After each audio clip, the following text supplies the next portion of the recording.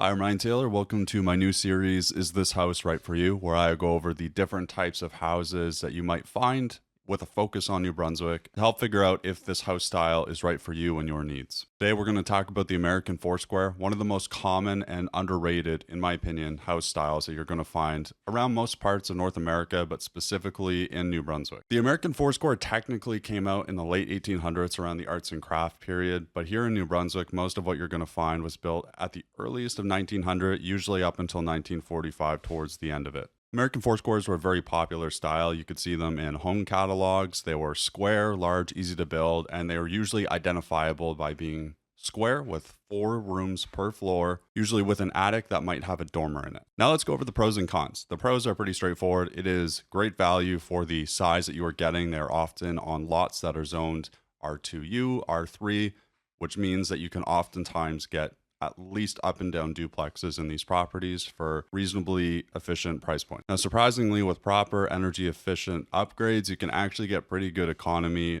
and efficiency out of these homes. Part of the reason I love these houses is because of the versatility, size, and often where they are located. It is not uncommon to find a Foursquare that's been converted to 2, 3, or 4 units, given the location and the amount of size that you have. With 4 floors on each floor, they offer a ton of versatility for younger buyers, growing families, or even investors. Now let's get into the cons. The cons, for the most part, are all under the umbrella of they were built in the 1900s before certain building standards became practice and during a period of time where hazardous materials were commonplace. So let's go over some of these hazardous materials, starting with the big one, asbestos. Asbestos can be found in a lot of different things. It can be found in insulation for piping. It can be found in plaster, in ceiling tiles, in floor tiles, vermiculite in an attic, and it can also be found in mastic glue under old linoleum flooring. However, those are not the only places you can find asbestos, which means you should always have the relevant professional come and assess the project or property you're looking at purchasing prior to making a financial decision on that property. Outside of asbestos, you can also find things like lead paint and hazardous wiring. The wiring can actually be a few different ones depending when the home was last renovated. You can find knob and tube in these homes, you can find ungrounded copper wiring, and you can also find aluminum if it was rewired during the aluminum era, oftentimes in the 70s. Outside of the hazardous electrical issues, there's also the lack of electrical outlets in these homes because of when they were built, which may or may not fit your lifestyle. If you're someone who has a home office, you're going to want to factor in the amount of expenses and costs that are associated with adding extra outlets in the rooms that your office is going to be in. Now, this is not unique to American Foursquares. It's not even unique to old homes, but the heating system may or may not be something that is right for you. Oftentimes, you'll find forced air in these homes, which I like because it allows for access to a ducted heating source. However, it is not uncommon where you'll find hot water baseboard heating. And even if you do find something with forced air, you could find something with oil. And it's important to know what you're getting into. Here in New Brunswick, we have pretty good rebates to switch off of oil and to switch to other more efficient ducted heating sources, which adds into why I love these homes so much. You can often get help with renovating these properties that you were going to renovate anyways. The other con is the lack of insulation. Insulating an old home is not as simple as adding insulation. Because these are older homes, they don't have air exchangers. So if you are going to insulate this home to the extent where airflow is going to be limited, you're going to have to budget for an air exchanger, which is why it's not uncommon where people with finished attics will add an air exchanger in the finished attic. Now, because of when these were built, you'll also potentially find structural or foundation issues in these homes. On these homes, you're going to run into about 3 different types of foundations, with the exception being sometimes concrete block. I've rarely seen concrete block used in these homes, but it is not uncommon. It's just my personal anecdote. I've not seen a lot of it. Typically, what you'll find is the older generation of poured concrete foundation or stone. Occasionally, if a home has had its foundation redone, you might find the newer type of concrete foundation, but for the most part, I would say probably 70 to 80% of the ones that I've seen have the old style of concrete foundation.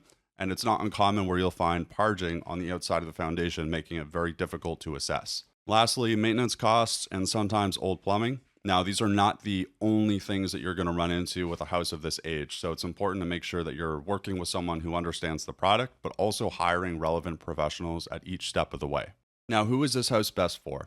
I think this house is excellent for first-time buyers who understand what they're getting into and are looking to rent out extra rooms in the house to help make the mortgage payment. I also think it's good for people who want to get into investing and want to scale up their portfolio but don't have the funds to acquire 2, 3, or 4 units. These are great starting points for people who can only start with one door.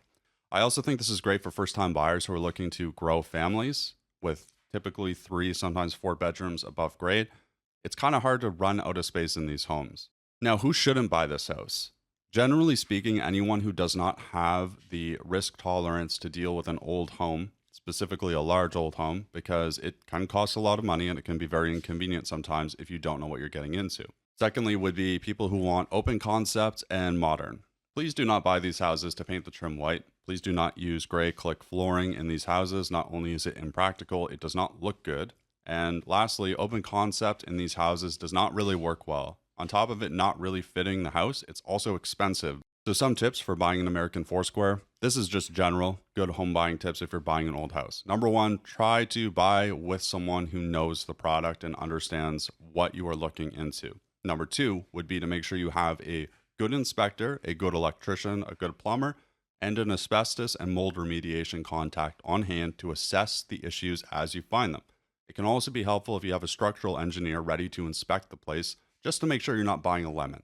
Now, 3 extra tips would be to understand that what you're buying probably does not have square walls. So if you're looking to do things like trim work, feature walls, wainscoting, or even crown molding, the walls are not going to be straight. And if you are going to attempt to do this yourself, just consider that it might make more sense and it might cost you less money if you hire someone who specializes in doing trim in these old homes. Also, make sure that the home has proper airflow in the attic. It is not uncommon where people insulate attics in New Brunswick and don't allow for proper airflow. I'm talking clogged baffle vents. I'm talking way too much spray foam. Just be careful what you're getting into. Oftentimes, if something was just done, the issues associated with improper insulation and lack of airflow will not be apparent until it's too late. So make sure you identify that before it becomes an expensive fix. And the last one here would be to make sure to carry an adequate reserve fund. What is a good reserve fund? I typically recommend 1% of the purchase price of your home and then adjust for every decade older than 1990. Now, it might seem a little bit excessive, but if you are a first-time buyer or someone who is new, typically the people that buy these homes, you don't want to be caught off guard. And it's always better to have too much money in the bank than not enough money. So now I want to hear from you. Have you ever bought an American Foursquare, done a renovation? What's your experience with them? Any tips that you would have for myself or people watching this video? Please leave a comment. I would appreciate that very much. Of course, all of the advice in this video is real estate advice, but it might not be applicable to your specific situation. So make sure you contact relevant professionals in your area prior to making a financial decision. My opinions do not reflect the opinions of other realtors, my office, or other members of the Canadian Real Estate Association here in Canada or New Brunswick. Again, please leave a like, subscribe, comment, anything like that. It helps the channel out quite a bit. If there's anything that you would like me to cover that I haven't covered yet, please let me know and I'll make sure I do it. Thank you very much and have a nice day.